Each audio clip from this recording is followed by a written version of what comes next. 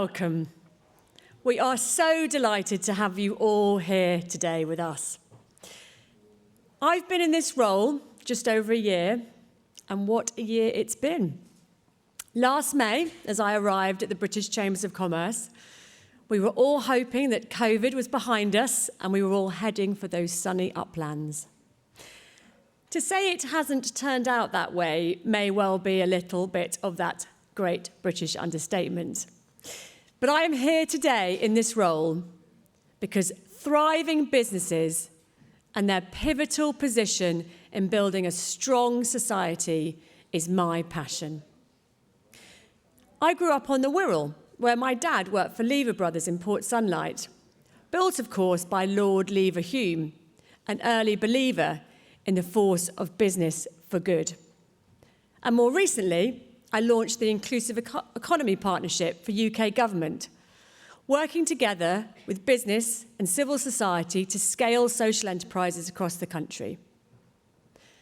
So, being here today, representing the Chambers of Commerce and their 250-year history of driving the entrepreneurial spirit in our communities, in our places, is truly an honour. Over the last year, I have travelled the country, meeting the Chambers and our business members. From Inverness to Plymouth, from Bristol to Doncaster, to Burnley and Chelmsford via Stoke and Grimsby. Oh, and oh, Aberdeen twice. My UK geography has never been better. And more recently, I have started to visit our 79 chambers across the world with a trip to Amsterdam. I have enjoyed our great British railways. Wi-Fi, anyone? And the warmth and greeting of our nations and regions. I have been treated to ceremonial drumming in Western Europe's largest naval yard, to vegan haggis for breakfast at Glasgow's COP26. I'm a dab hand throwing a Stoke pot and fluent in the joys of Southend seafront. The diversity and vibrance of the economies of our regions and nations is something to behold. And across all of these communities, and in communities around the globe, are the Chambers of Commerce, using the power of partnership to support businesses, to build connections and create opportunities. However, we all know that businesses are facing unprecedented challenges, exacerbated by the conflict in Europe, which follows a once-in-a-lifetime pandemic that literally brought life as we know it to a halt. Everywhere I go, I hear the same stories from businesses. They tell me about the difficulties they faced throughout the year, increasing raw material costs over last summer, supply chain and shipping issues, problems in recruiting people, and by this March, spiralling energy prices. It really is the perfect storm of increasing costs, firmly putting the brakes on recovery. Inflation is at a 40-year high at over 9%. Interest rates are climbing, dampening business confidence, and retail sales are continuing their downward trend.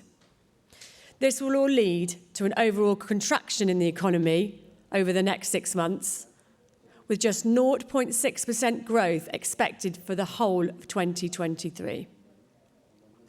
Next week, we will be publishing the findings from our quarterly economic survey from the second quarter of this year.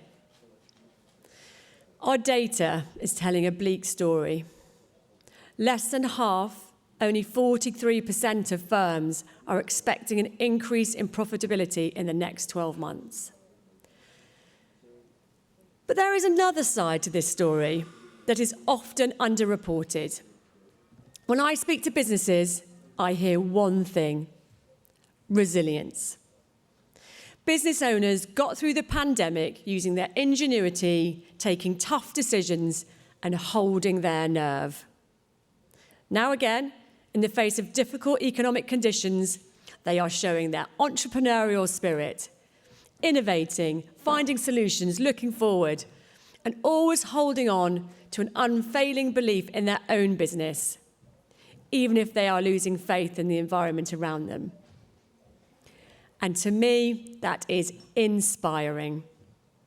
And that is what motivates me and all of us across the Chamber network to keep supporting our businesses, to keep speaking to government, and to keep working together to create the conditions for these businesses, your businesses, to thrive. Because there is power in partnership. During the pandemic, the government listened to businesses, stepped in and gave vital support just when it was needed. This was a great example of our network and government working in partnership. And of course, our conversations with government continue. Ahead of the spring statement, we urged the government to temporarily reverse their commitment to raising national insurance contributions and to support businesses with energy costs. However, the spring statement was a missed opportunity. We saw some support for business, but the lack of a clear direction meant that it did not give clarity or confidence. This has to change, and we are on limited time. The government has until the autumn budget to reset, rethink, and get their house in order. Firstly, they need to put in place support for businesses now to weather this storm. And secondly, they need to work in partnership with us to develop a long-term economic strategy for growth. Sustainable growth is the best way to bring money back into the Exchequer's coffers, to pay for our NHS and our schools, and to build resilient communities. Beyond the immediate challenges facing businesses, we must also look to the future, which is why we are here today to talk about people, planet, and progress. People, developing the skills our businesses need now and in the future. Planet, building a global green economy. And progress, seizing new opportunities for future growth. All delivered through the power of partnership. The power of partnership is alive in every business I have visited over the last year, a partnership between the business and their employees, the people who make that business work. Businesses want to train, develop, and give their staff opportunities to grow. Last week, we were all impacted by the train strikes, and we understand that people are worried about paying their bills. It's a challenging time for everyone, and the solution will come from cooperation, not confrontation, because the consequences of ongoing strikes will have a major impact on everyone. Businesses will struggle, people will lose out, and the economy will suffer. In fact, we are already seeing a drag on economic growth due to the lack of people in our labour market. Too many businesses are struggling to find the people they need to succeed and grow. Hotels turning guests away through lack of staff. Restaurants limiting their opening times because they can't find a chef. Just when these businesses are trying to recover from the devastation of the pandemic, they are being held back by simple lack of people power. And it's not just in hospitality. Right across the economy, 78% of businesses are telling us they are struggling to recruit. Longer term, efforts to reform our skills system and improve the development of homegrown talent must be a priority. But in the short term, government can do more to help fill the gaps. There must be an urgent review of the shortage occupation list. The clue's in the name. There are shortages across the economy that are preventing firms from getting back to growth. This isn't a debate about immigration. It's about measured and controlled steps that can help firms tackle one of their biggest challenges. And I have seen no greater example of the power of partnership over the last year than in the development of the 8 trailblazer local skills improvement plans, coordinated by the accredited Chambers of Commerce. We are already seeing positive outcomes from this truly collaborative process. Colleges adapting their provision to better meet local needs, and businesses having a renewed focus on the long-term skills they need. We want to see a skills plan in the hands of every business leader in the country. Only then will we be able to drive the productivity we need across our workforce. But of course, we are also here to talk about our planet. Tackling the devastating effects of climate change is one of the biggest challenges facing the world today.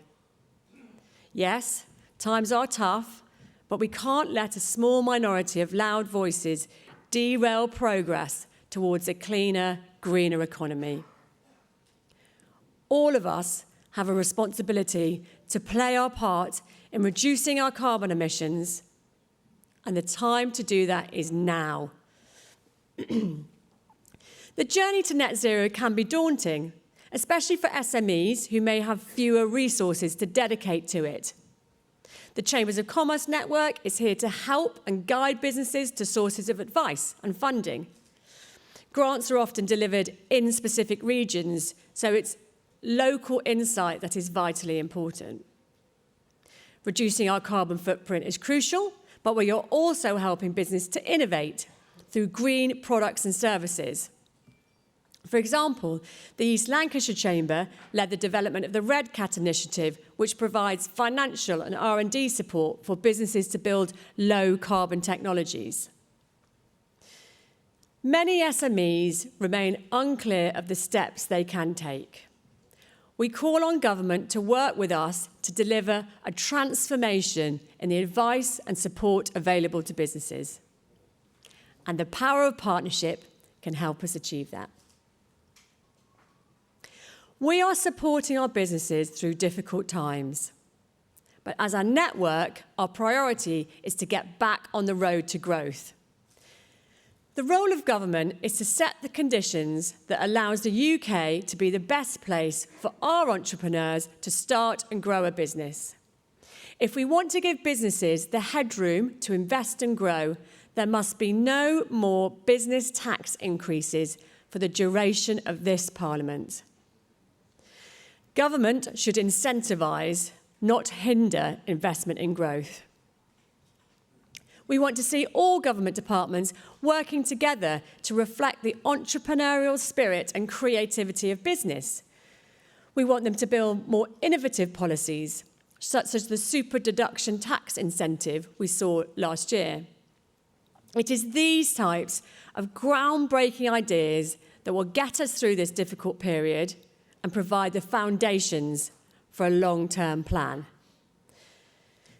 And any long-term plan for growth must, of course, include growing British exports. The government's export strategy was an excellent start, but there is much more to do. I was delighted to be invited by the Secretary of State for International Trade, Anne-Marie Trevelyan, to join her and Ambassador Catherine Tai to speak at the US-UK trade talks. There, I presented a practical plan looking at future-proofing our supply chains, cutting customs costs, and supporting SMEs to get the full value of closer trade links. Trade is a powerful force for good. We are working hand in glove with the government on further discussions with countries across the globe, including India, Canada, and the Gulf Cooperation Council. We look forward to the UK-EU relationship stabilising and improving.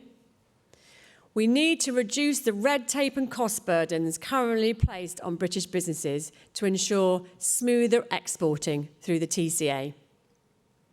And alongside these talks, our fantastic network of 132 chambers are working hard to connect businesses with new partners and new customers in markets across the globe. And so, as I wrap up, and before I talk to the Chancellor, I want to remind us all of why we're here.